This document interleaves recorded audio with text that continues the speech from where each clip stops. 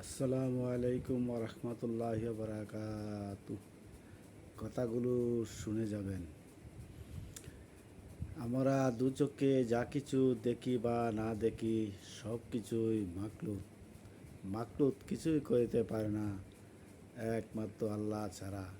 আল্লাহ সব কিছু করতে পারে মাকলুত ছাড়া। এই কথাটি আমাদের দিলে ও কানে একিনে বিশ্বাস করতে হবে। এত প্রখর রোদ গরম, আল্লাহ চাইলে মুহূর্তের মাঝে বান্দাকে আসান করে দিতে পারে। সেই প্রখর রোদকে অপেক্ষা করেও কৃষক মাঠে কাজ করছে, কারণ পেটের দায়ে। একমাত্র রিজিকের মালিক আমাদের আল্লাহ রাব্বুল আলামিন।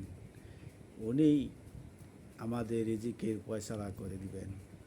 উনি কুরআন ও হাদিসে বলেছেন, বান্দা Likey